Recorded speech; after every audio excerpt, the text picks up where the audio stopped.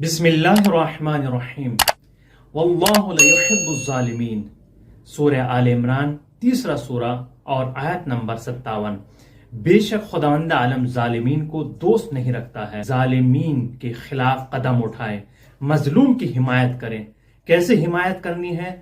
چاہے مال کے ذریعے ہو، چاہے مدد کے ذریعے ہو، چاہے مشورے کے ذریعے ہو، جس طریقے سے بھی ممکن ہو مظلوم کی حمایت کریں۔